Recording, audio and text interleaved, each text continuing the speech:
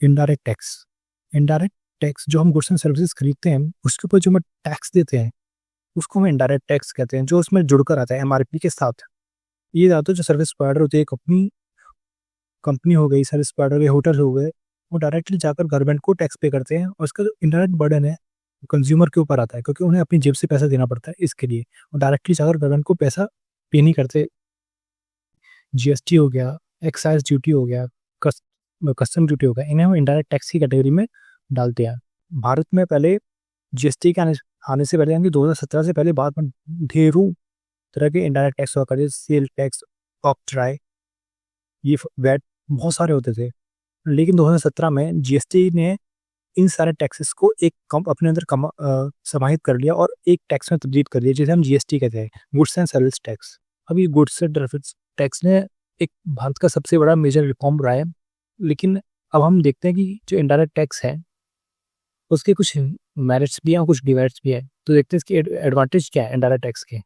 सबसे पहले तो ये वाइड कवरेज देता है कि हर किसी को टैक्स पे करना पड़ता है। इन डायरेक्ट टैक्स में तो लोग बच जाते हैं क्योंकि वो इनकम पर लगता है। अगर किसी के पास इनकम ही नहीं है या फिर अपने इनकम को कम दिखाता है तो उसको कम डायरेक्ट टैक्स देना पड़ेगा। लेकिन यहाँ पर अगर अब कोई बिस्किट भी खरीदता है तो उस बिस्किट पर भी टैक्स देना पड़ेगा, क्योंकि वो एक अमीर, मिडिल क्लास और गरीब के लिए, सबके लिए वो बराबर है। वो ईज ऑफ कलेक्शन सीधी बात है, क्योंकि ये मैन्युफैक्चरर सर्विस प्रोवाइडर को जाके गवर्नमेंट को टैक्स पे करना पड़ता है, तो इससे टैक्स इवेजन भी कम होता है। और जो टैक्स का बर्डन है, जो पेपर वर्क है, वो भी सर्विस प्रोवाइडर को करना पड़ता है, ना कि कंज्यूमर को। इससे एक इक्वलिटी आती है। इक्वलिटी क्यों आती है? जो अमीर लोग होते हैं, जो लग्जरी पर पैसा खर्च करते हैं, या फिर जो सिन गुड खरीदते हैं, सिन गुड मतलब एल्कोहल, तंबाकू, ये सब जो खरीदते हैं, उनके ऊपर जो ज़्यादा टैक्स लगता है। और इससे गवर्नमेंट डिस्करेज करती है कि आप इन चीज़ों पर पैसा ना खर्च करें, बल्कि अपनी ग्रोथ के ऊपर पैसा खर्च करें, ज़रूरत की चीज़ों पर पैसा खर्च करें। हम इससे समाज का इक्वालिटी की एस्टेब्लिशमेंट होती है। उसके बाद है रेवेन्यू स्टेबिलिटी। गवर्नमेंट को लगातार पैसा मिलता रहता है, इसे हम रेवेन्यू स्टेबिलिटी कहते हैं।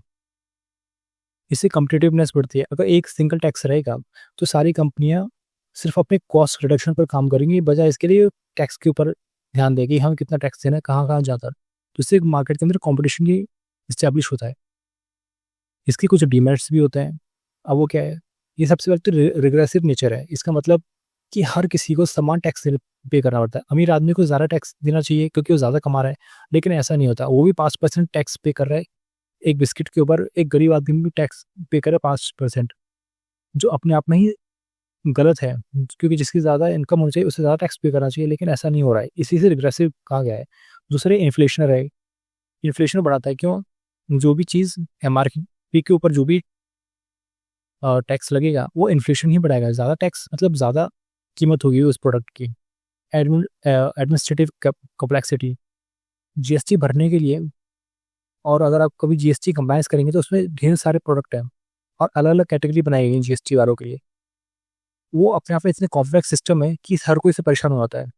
उसके बाद इम्पैक्ट और सेविंग। ऑफकोर्स अगर बड़ी तादाद में अगर टैक्स आपकी जेब से जाएगा तो आपकी सेविंग्स तो कम हो ही जाएंगी। आप रोज़मर्रा के सामान लेकर आते हैं, उस पर इतना टैक्स पे करेंगे तो सेविंग तो घटेगी। Back of transparency. अब कब कौन सा टैक्स, इनडायरेक्ट टैक्स बढ़ जाए, कम हो जाए, ये आम लोगों को पता ही नहीं चलता। इसी से ट्रांसपेरेंसी कमी मानी जाती है इसे। ये कभी भी गवर्नमेंट बढ़ा देती है, सिर्फ अखबार में आता है कि हाँ टैक्स बढ़ गए, जो अपने आप में ही गलत बात है।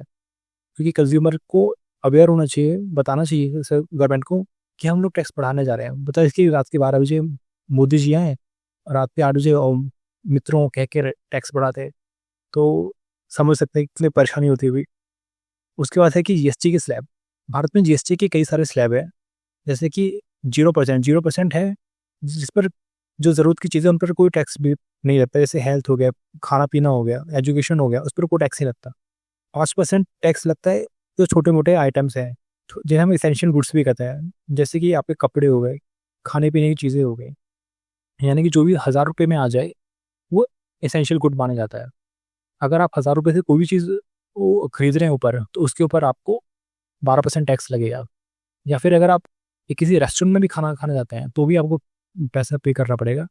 और वो है, अगर आप जहाँ पर रेस्टोरेंट की कैटेगरी भी सरकार ने बता दी कि अगर आप नॉन एसी में खाते हैं तो आपको 12% देना पड़ेगा। अगर आप एसी वाले में जाते हैं तो 18% लगेगा। अगर आप जैसे कि मैकडी वगैरह खाने जाते हैं वहाँ पे सीधे 12% नहीं, वहाँ 18% देना पड़ता है, क्योंकि यहाँ एसी का टैक्स लगता है। ये भी एक पता नहीं गवर्नमेंट ने कैसे डिसाइड किया है, वो ही जाने। एक है 18% रेट। अब यहाँ पर ज़्यादातर जो टैक्स है वो 18% लगता है बहुत सारी सर्विसेज के ऊपर, जैसे फाइनेंस हो गया, टेलीकॉम हो गया, जैसे कि जियो वगैरह आप लेते हैं टेलीकॉम, वहाँ पर 18% टैक्स वगैरह होता है आपको। फाइनेंशियल सर्विसेज हो गई, कैपिटल गेन हो गया, गुड्स हो गए, शेयर मार्केट हो गया, सबको 18% पे करना पड़ता है यहाँ पर। एक होता है लग्जरी गुड्स। लग्जरी गुड्स होते हैं जैसे तंबाकू, महंगी कारें, ऑटोमोबाइल्स, इन सब पर 28% का टैक्स लगता है। इन्हें लग्जरी गुड्स माना गया है। कमाल की बात तो ये है कि यहाँ सीमेंट को भी सरकार ने लग्जरी माना है, जो अपने आप में हैरानी की बात है। सीमेंट जो घर बनाने के काम आता है वो कैसे लग्जरी हो गया, पता नहीं। कभी कभी जैसे मैंने कहा यहाँ पर ट्रांसपेरेंसी नहीं है कि कौन सा आइटम कहाँ जा रहा है जीएसटी के अंदर। लेकिन कुछ ऐसे प्रोडक्ट हैं जो जीएसटी के अंदर आते ही नहीं है, और इस पर, और वो कौन से प्रोडक्ट हैं, जैसे अल्कोहल हो गया, पेट्रोलियम प्रोडक्ट्स हो गए, इलेक्ट्रिसिटी हो गई। जब कभी आप देखो कि एक राज्य से दूसरे राज्य में जाते हैं तो इन ये जो 3 प्रोडक्ट्स होते हैं उन पर अलग अलग टैक्स लगता है, आपको अलग अलग पैसा पे करना पड़ता है। इनका जो कंट्रोल होता है वो जीएसटी के अंदर नहीं बल्कि राज्य सरकार के अंदर होता है, और राज्य सरकार डिसाइड करती है कि दिल्ली के अंदर कौन सा कब अल्कोहल पर टैक्स बढ़ाना है, पेट्रोल पर बढ़ाना है, बिजली पर बढ़ाना है। यूपी वाले अलग लगाएंगे, महाराष्ट्र वाले अलग लगाएंगे, गुजरात वाले अलग लगाएंगे।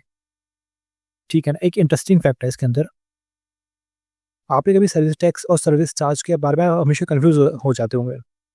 सर्विस टैक्स नाम की कोई चीज़ नहीं है भारत में, अब ये मैं बता दूँ। लेकिन जब भी आप खाना खाने जाते हैं तो आपको बिल पकड़ा जाता है, वहाँ पर लिखा है सर्विस चार्ज, आप सर्विस टैक्स को कंफ्यूज कर जाते हैं। जैसे कि मैंने कहा सर्विस टैक्स अब जीएसटी के अंदर आ गया है, और 2017 से ये भारत में सर्विस टैक्स नाम की कुछ चीज़ नहीं है। लेकिन हम जब भी रेस्टोरेंट में जाते हैं तो वहाँ पर लिखा होता है बिल के ऊपर सर्विस चार्ज, और हमें लगता है कि हम सर्विस टैक्स दे रहे हैं, जबकि वहाँ सर्विस टैक्स देने की जरूरत ही नहीं होती है। सर्विस चार्ज सीधे सीधे एक टिप होती है।